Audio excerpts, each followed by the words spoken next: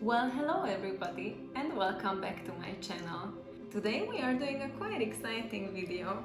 We are going to compare an articulated Silkstone doll with an articulated Poppy Parker doll. So if that's something that you would like to see, then please keep watching.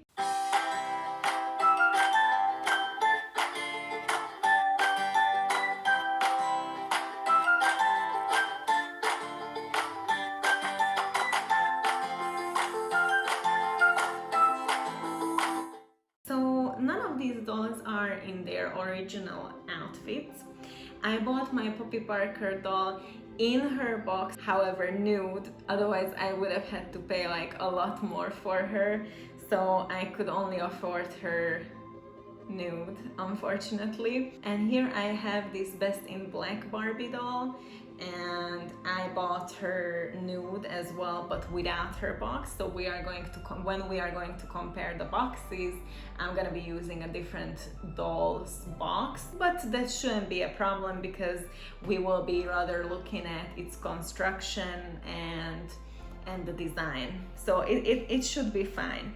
So first of all, I would like to compare these two ladies, and then we will go to their accessories like the stands and the boxes. So first of all, let's start with the Silkstone doll. What do you guys think? So she isn't my first Silkstone, but she is my first Poppy Parker. So when I bought Poppy after having bought many Silkstone Barbies before, I've decided to make this video because I've seen that there are pretty big differences between the two types of dolls that we will be discussing in more detail coming up. So first of all, both dolls I think are incredible, and I'm gonna be collecting or keep on collecting both Poppy and Barbie. Barbie's face is using a vintage design. She has the original 1959 Barbie's face. It's of course remade with different makeup and different hair. However, the face is not gonna be as modern as you would like, for example, other fashion dolls to look like the Model Muse dolls or the Integrity dolls have a somewhat more modern face. However, I really love everything vintage, so I don't mind at all. In fact, I really appreciate this face. I think it's beautiful. Then going down to the body, a Silkstone doll is very heavy. I'm not sure if you've had a Silkstone doll before, but if not, it's definitely an experience. I would definitely invest in one because I think they are so unique. Mattel has patented the material that they are made of. It's called Silkstone, as their name suggests as well. So it's somewhat of a mixture between porcelain and plastic. Of course, we don't know the exact ratio or the formula how they are made. However, that makes the dolls very luxurious feeling and looking, but quite fragile. So she has wonderful hair. I really like the texture of their hair. They are so soft and fluffy. I think they are made with nylon. They are absolutely amazing and very thick. Like Best in Black Barbie has a specific hairstyle, so she doesn't have a parting. However, when I took out her rubber band and I tried to style her hair to the left, to the right, it still works because she has so much hair. So I really appreciate that. Let's put her back on her stand and take a quick look at Poppy. So Poppy, on the other hand, is very modern looking. Like, she has the classic duck face Instagram style. She's an Insta baddie, that's for sure. She is really cool looking, very thin, just like Barbie. very nicely articulated. We will take a better look. These are not her clothes. Please don't judge them by what they are wearing, because none of them are wearing their original outfit. So Poppy's hair is as well really soft. She had a lot of gel in her hair. So she is from the Bon Bon collection. She's called Magnifique. Poppy goes to Paris. She has a very side part and light ginger hair, which is my dream hair. The thing is with these Integrity dolls is that their eyelashes are actually handmade, apparently, allegedly. Please let me know in the comments if you know anything about their eyelashes. What I've read specifically is that their eyelashes are handmade, but correct me if I'm wrong. Compared to the Silkstones, and I think compared to any other Mattel Barbies, even the newest fashionistas, I think, compared to them, this doll is extremely light. Like at one point I wasn't sure if I got the original Poppy Parker doll or maybe a fake one because she's just so light, especially after the Silkstones. She's so light, and it just looked to me like it just didn't feel to me as luxurious as the Silkstone material. It just feels to me that the material is like hollow, like, you know, those clone dolls which have like almost like a squishy, like empty bodies. It kind of feels a little bit, I'm not gonna go to the extremes, it doesn't feel exactly like that, but she's very light. Now I don't know if that's intentional, because it can be intentional, because you know you want to take Poppy on photo shoots, right? So you don't want to, if you take like 3-4 puppies, you don't want to carry a heavy bag, or I don't know what's the thinking behind, but she is really light. She has wonderful articulation though, and that face is just speaks for itself. So yeah, both the Silkstone Barbie dolls and Poppy Parker are made for the adult collector, so they are not for children, such as this video is as well not for children. So if you are under 14, then please click away from this video and come back when you are 14 and up. Having said that, I'm going to undress them and we're gonna take a closer look. So let me quickly undress them and bring you a bit closer afterwards.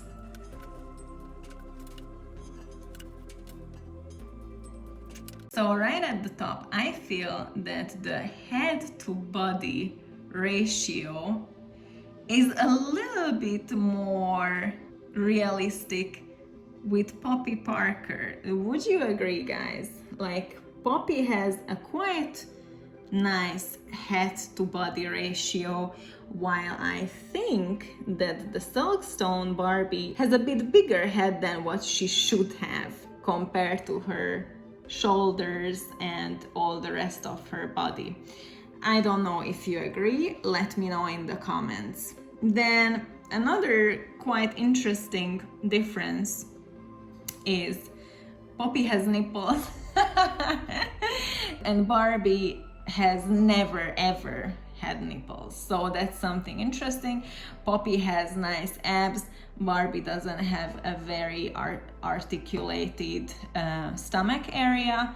Poppy has a belly button, Barbie has some suggestive signs that she could have a belly button, but she doesn't have per se.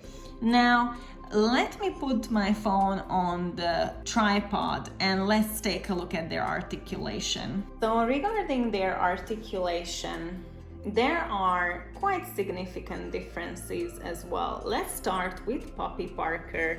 So Poppy's head can only turn left and right. She cannot agree, she can only disagree. So that's interesting. That was the other time I thought that I could have gotten a fake version, because I couldn't believe that Poppy's head wouldn't move any other way, just left and right. But it appears that mine only moves like so. Then she moves nicely by her torso, then the arm, elbow, and wrist. Regarding the legs, she has bendable knee, very nicely bendable knee, right? You don't see any excess material here that would pop up. I really like that. And what is really interesting with this puppy, I know not all of them have this ability, but she has a sort of made to move Barbie ankle, because she can wear high heels as well as flat shoes. So I think that's really cool. Also, regarding her body, Poppy has an interesting feature, which is she has removable hands. Now, I think this is a genius thought, because I absolutely cannot stand when I'm trying to dress or undress Barbie and the tiny little fabric materials get stuck between her fingers. That drives me crazy. So I really appreciate that with Poppy you just remove the hand, put on the jacket, and then put the hand back on like nothing happened, right? So I think that's really good. So now let's take a look at Barbie. Barbie's head can go up and down, left to right, and she can do a whole circular motion. She has the same articulation here at the bust area. Then she has movable arm, movable elbow, and movable hand that is not removable. She has an extra articulation here that Poppy doesn't have. She has a twist and turn waist. Her legs are not only going forward and backward, but they actually go out as well. Actually, let me see if Poppy does that. Sorry, I haven't shown you that. Oh yeah! Poppy can almost do a split as well. That's amazing. So Barbie is the same, right? So she can do a split, a bit better one than Poppy. And her knees bend also. However, she doesn't have articulation by the ankles, which means that she can only wear high heels. Okay, so you can see right off the bat, Poppy's box is slightly bigger than Barbie's, however, Barbie's is wider. Again, Barbie has a slightly more vintage and Poppy has a more modern and cute looking box, if you will. The box has proper ribbon here, which I really like. I think that's a very cute touch.